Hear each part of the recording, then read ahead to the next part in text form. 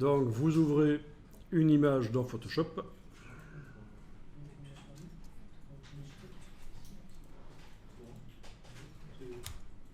Et alors, ce qui est génial avec cette technique, c'est que même si vous avez un problème technique dans la photo et qu'elle est floue parce que le sujet bougeait ou parce que la définition n'est pas bonne, la technique va permettre de donner une impression de netteté. Ceci dit, en cas de flou de bouger, il y a un réducteur de flou de bouger maintenant dans Photoshop 2015. Il peut calculer, si vous avez des flous de bouger, vous voyez ce que je veux dire. Il peut calculer ça pour recomposer l'image. C'est des techniques qui sont connues depuis quand même quelques temps dans les services de police, en fait, pour rendre net des images qui sont floues, notamment les images de vidéos de surveillance. Mais bon, ça arrive dans Photoshop maintenant, ce genre de choses, les flous de bouger. Ok, ce genre de choses. Donc Photoshop va pouvoir essayer de recalculer.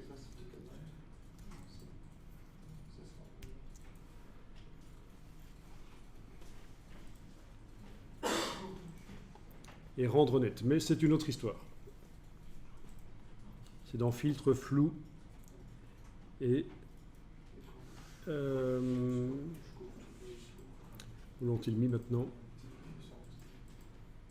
Bon. Et ben, c'est dans Filtre, Renforcement, Réduire tremblement. Ok, mais c'est pas ça qu'on va utiliser ici. Alors voilà, vous avez ouvert l'image, vous allez double-cliquer sur la loupe dans la palette des outils pour voir l'image à la taille 100%. Alors ça veut dire quoi 100% quand je double-clique sur l'icône de la loupe dans la palette des outils? L'échelle 100%, ça veut dire quoi? C'est quoi 100%? Un pixel de l'image correspond à un pixel de l'écran. Exactement, c'est ça. Ça n'a rien à voir avec la dimension si on l'imprimait. C'est un pixel de l'écran s'affiche sur un pixel de l'image s'affiche sur un point de l'écran. Donc on fait correspondre la trame de l'image avec la trame de l'écran. C'est la meilleure manière de vraiment juger la qualité d'une image, c'est l'échelle 100%. Ok.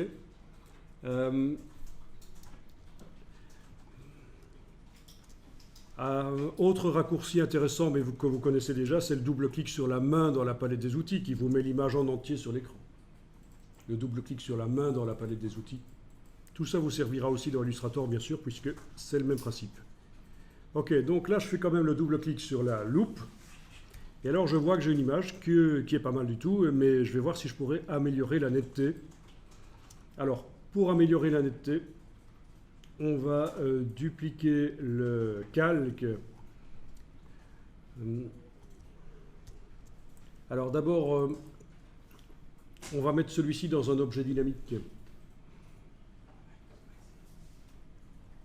Menu, clic droit, à droite du nom. Convertir en objet dynamique. Clic droit à droite du nom, convertir en objet dynamique. Et donc là, on ne voit rien qui change sur l'image. On a juste mis le calque dans un autre calque qu'on appelle un calque conteneur, un objet dynamique. Attention, si vous essayez de modifier les pixels qui sont sur cet objet avec un outil modificateur de pixels, Photoshop va vous dire que vous devez convertir le calque, vous devez le pixeliser. Il ne faut surtout pas le faire. Par exemple, si je prends un outil modificateur de pixels comme le pinceau et que je clique sur l'objet dynamique, vous devez pixeliser cet objet dynamique. Eh bien, il ne faut surtout pas le faire. Sinon, on va perdre tout le bénéfice de l'objet dynamique, bien sûr. Donc, je le dis tout de suite parce que ça va forcément vous arriver. Ok, on a donc mis le calque dans un objet dynamique. Ben, la preuve, on va faire un petit truc ici au niveau de la taille de l'image. Image, taille de l'image. Image, taille de l'image. Dans la boîte ici de la taille de l'image, vous allez cocher rééchantillonnage. Donc image, taille de l'image, vous cochez rééchantillonnage. Donc c'est le moteur de multiplication et de division du nombre de pixels dans les images, le rééchantillonnage. Donc là, on s'apprête à modifier le nombre de pixels qui composent cette image. Ici, vous allez vous mettre en pourcent. D'accord? Et vous allez indiquer 10 Donc on passe d'une image de 4420 sur 2950, on passe à une image qui a cette taille-là. D'accord?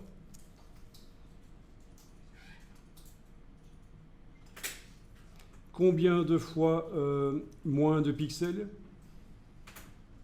100 fois moins. Hein? 100 fois. 100 fois moins de pixels? 90%. 90%. On divise par 10. On divise par 10, sauf qu'on travaille en surface. Si tu as un carré de 10 cm sur 10 et qui devient un carré de 1 sur 1, c'est 100 fois moins. Et oui. Donc c'est pour ça qu'on passe d'une taille d'image de 37 mégas à 0,3 mégas. Voilà, donc ça il faut y penser, c'est énorme. Ok, alors, on a donc une image qui a 100 fois moins de pixels. Si je zoome et que je vais regarder, eh bien c'est un peu cata, hein.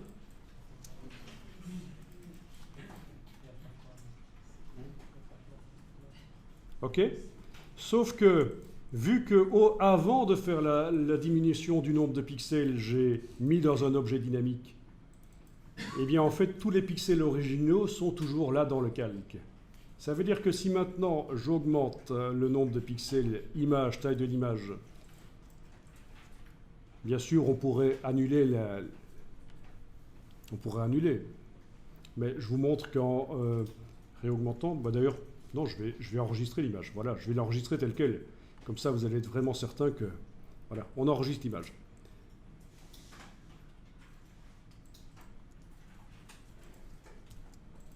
Au format Photoshop. Voilà.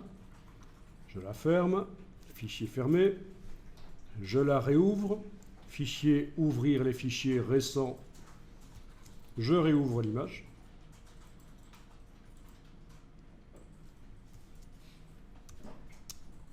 Ok. Donc, clairement, elle n'a pas beaucoup de pixels. Et là, je ne peux pas annuler, puisque j'ai fermé l'image et je viens de la réouvrir. Donc, pas de possibilité de... Ah non, l'historique ne s'enregistre pas dans l'image. Ah non. L'historique, c'est pendant la session de travail, mais là... Et non, il n'y a pas moyen d'enregistrer l'historique. On peut garder une trace dans les métadonnées d'image, de tout ce qui a été fait sur l'image. On peut garder une trace. Mais ce n'est qu'une trace, ça ne permet pas de revenir en arrière. C'est très utile si vous voulez prouver le travail que vous avez fait sur des images. Puis il y a aussi des systèmes qui existent où tout ce que les employés d'une boîte font dans Photoshop, le patron peut le voir en temps réel sous forme de liste. Ah oui. Donc ça c'est une chose qui peut se faire, mais l'historique en soi, il est vide là, hein. À part ouvrir, il n'y a rien. Bon, ben on va faire le test, hein. Je vais augmenter à 1000% l'image et je devrais normalement retrouver tous les pixels puisqu'ils sont censés être dans le calque là, dans l'objet dynamique. Image, taille de l'image. 1000, voilà. Ok, alors vous voyez ce qui se passe là? Regardez la qualité de ça. Ça a l'air pourri, hein? On est d'accord, hein? Avec tout le respect que j'ai pour ce petit garçon. C'est son image qui est pourrie. Ok. Sauf que maintenant, une fois que le calcul a été fait, j'ai vraiment retrouvé tous les pixels originaux. Ils étaient dans le calque. Donc l'intérêt de l'objet dynamique, je peux redimensionner l'image plusieurs fois de suite. Ça rend pas... Je peux réagrandir, ça ne réagrandit pas du flou, quoi.